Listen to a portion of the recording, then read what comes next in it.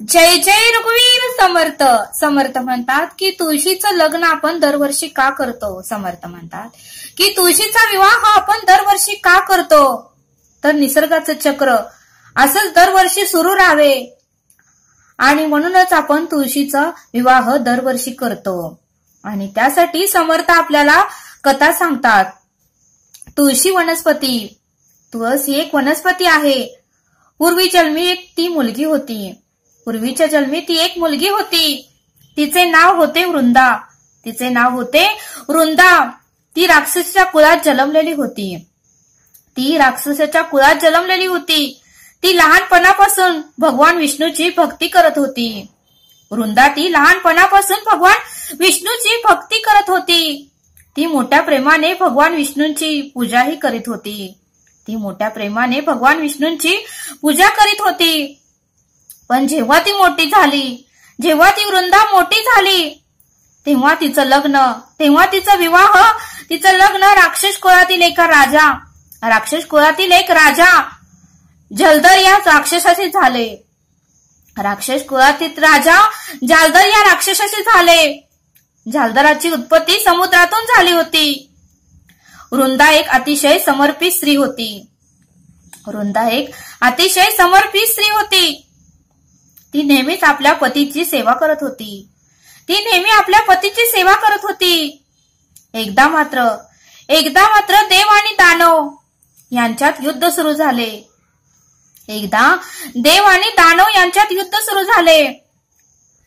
जेव्हा जालदर युद्ध करायला जाताना, जालदर राजा हा युद्ध करायला जाताना त्याला वृंदा म्हणाली, त्याची पत्नी वृंदा त्याला म्हणाली, स्वामी जोपर्यंत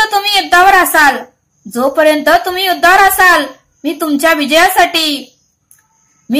विजयासाठी उपासना करीन. आणि तुम्ही परत येईपर्यंत हा संकल्प मी सोडणार नाही.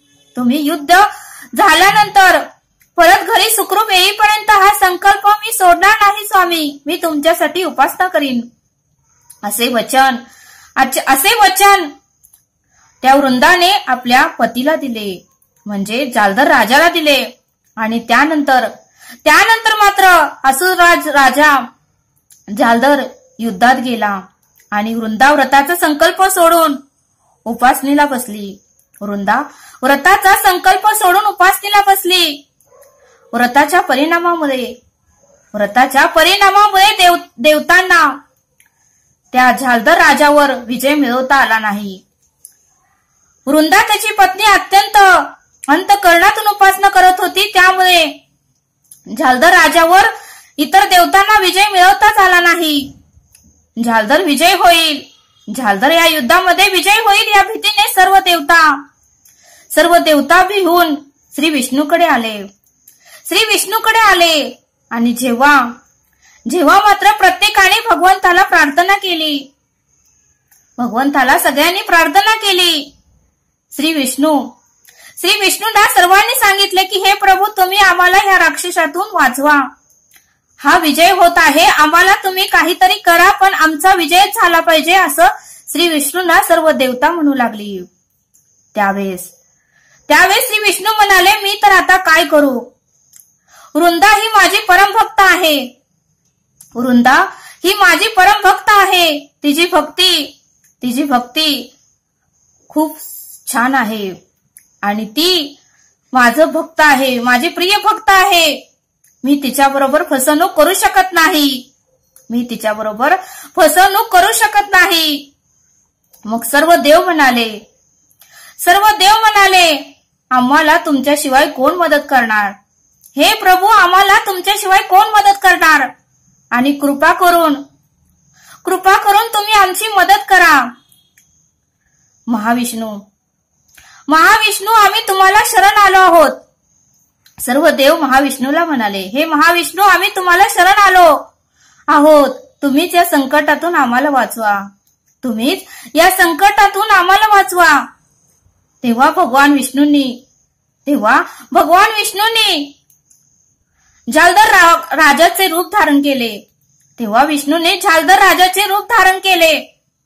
आणि वृंदाच्या राजवाड्यात पोहोचले. वृंदाच्या राजवाड्यात पोहोचले. वृंदाने मात्र आपला पती, आपला नवरा सुखरूप युद्ध करून परत आला आहे असं वृंदाला वाटलं आणि वृंदाने आपली उपासना थांबवली. वृंदाने उपासना करत असताना आपला पती घरी सुखरूप आला आहे, विजय होऊन आला आहे असं वृंदाला वाटलं आणि वृंदाने मात्र आपली उपासना मध्येच थांबवली आणि ती ताबडतोब पूजा करून उठली. आणि आपल्या पतीच्या पायाला तिने स्पर्श केला आणि पतीला नमस्कार केला. जसा वृंदाचा संकल्प सुटला, ती उपासनेतून मधूनच उठली. देवतांनाही जलधर राजाला ठार मारले आणि मग उपासना मध्येच थांबल्यामुळे देवतांनाही जलधर राजाला ठार मारले आणि सर्व देवतांचाच विजय झाला आणि जलधर राजाचे कापलेले डोके वृंदाच्या राजवाड्यात येऊन पडले. जलधर राजाचे कापलेले डोके वृंदाच्या राजवाड्यात येऊन पडले. जेव्हा वृंदाने पाहिले, जेव्हा आपल्या पतीचे डोके आपल्याच राजवाड्यात येऊन पडले आहे, हे जेव्हा वृंदाने पाहिले की माझ्या नवऱ्याचे डोके कोणी कापले, माझ्या नवऱ्याचे डोके कोणी कापले आहे, तर मग माझ्या समोर उभा असलेला हा कोण आहे? वृंदाला प्रश्न पडला की माझ्या नवऱ्याचं डोकं तर राजवाड्यात येऊन पडलं आहे, मग माझ्या समोर माझ्या पतीसारखा दिसणार आहे ते कोण आहे? तिने मात्र विचारले की तू कोण आहेस? मी तुला माझा पती म्हणून मी तुझ्या चरणाचं दर्शन घेतलं, तू कोण आहेस? मग श्री विष्णूंनी आपले मूळ रूप धारण केले आणि श्री विष्णूंनी आपले मूळ रूप धारण केल्यानंतर मात्र वृंदाला राग आला. वृंदा काहीच बोलू शकत नव्हती. वृंदाला सर्व काही समजलं. तिने मात्र श्री विष्णूंना शाप दिला आणि पाहता क्षणी श्री विष्णूचे पाषाणात रूपांतर झाले. श्री विष्णूंना शाप दिला की तुम्ही पाषाण होऊन पडचाल आणि पाहता क्षणी श्री विष्णूचे पाषाणात रूपांतर झाले. हे सर्व पाहून मात्र सर्व देवता रडू लागल्या आणि श्री विष्णूंची पत्नी लक्ष्मी ही रडू लागली आणि सर्व देवता आणि लक्ष्मी वृंदाला प्रार्थना करू लागले. हे पाहून मात्र वृंदाने श्री विष्णूंना शापातून मुक्त केले. वृंदाने श्री विष्णूंना शापातून मुक्त करून आपल्या पतीसोबत सती गेली. श्री विष्णूंना शापातून मुक्त करून वृंदा मात्र आपल्या पतीसोबत सती गेली. तिने सर्व देवतांचं आणि लक्ष्मीचं प्रार्थना स्वीकार केली आणि वृंदाने मात्र आपला शाप माघारी घेतला आणि श्री विष्णूंनाही शापातून मुक्त करून ती आपल्या पतीसोबत सती गेली. आणि पुढे काही दिवसांनीच जेव्हा तिच्याच राखेतून एक वनस्पती बाहेर आली, जेव्हा ती आपल्या पती बरोबर सती गेली तेव्हा त्या राखेतूनच एक वनस्पती बाहेर आली. तेव्हा भगवान विष्णू म्हणाले की आजपासून या वनस्पतीचे नाव तुळशी असणार आहे. माझ्या पाषाणरूपी स्वरूपाचे म्हणजे शालिग्रामचे तुळशीसह पूजन केले जावे आणि तुळशीशिवाय केलेली पूजा माझ्याकडून स्वीकारली जाणार नाही. आणि तेव्हापासूनच सर्वजण तुळशीची पूजा करू लागले. आणि कार्तिक महिन्यात तुळशीचे शालिग्राम म्हणजे श्री विष्णूची पाषाण स्वरूपाशी लग्न लावायची प्रथा पडली.